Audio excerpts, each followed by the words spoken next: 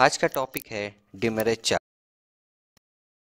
Sport में भी डिमरेज charges होता है, तो आखिर ये है क्या, ये कैसे एप्लीकेबल होता है, तो आज इसके बारे में हम बात करेंगे।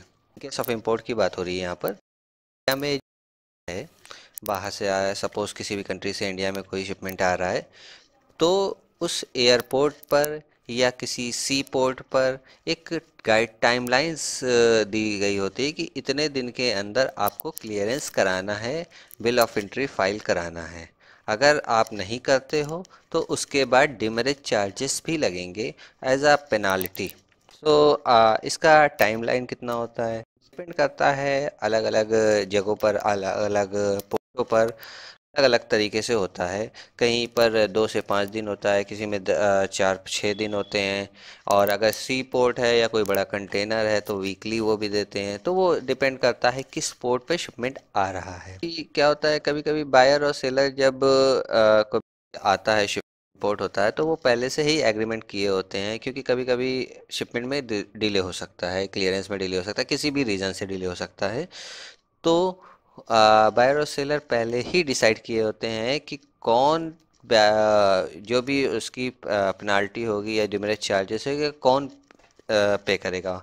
मोस्ट ऑफ द केस यही होता है, क्योंकि बायर ही बेयर करता है। ओके, क्योंकि क्लियरेंस बायर को ही कराना होता है ऑब्वियसली। ऑफ अक्सर, नॉट हमेशा ज़रूरी पॉसिबल नहीं है, पर most of the case buyer ही क्लियरेंस कराता है, तो वही रिस्पॉन्सिबल है डीले का।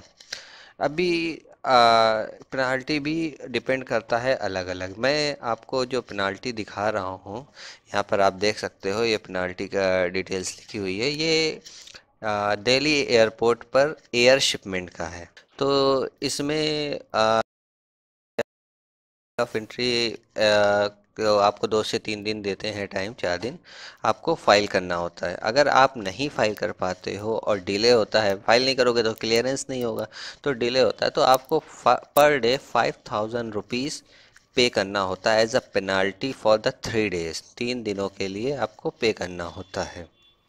और अगर 3 दिन से ज़्यादा हो जाता है, यानी कि ये पहले दिन आपने 5000 पे किया, दूसरे दिन 5000 पे किया, तीसरे दिन भी 5000 पे किया, फिर भी आपने फाइल बिल ऑफ एंट्री को फाइल नहीं किया, उसके बाद वो 5000 बढ़ के 10,000 हो जाएगा, और हर दिन वो 10,000 रुपीज़ एप्लीकेबल होगा।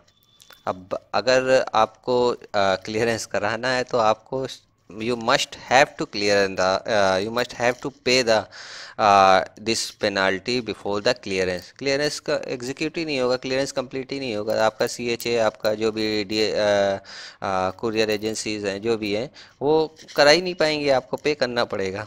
ओके।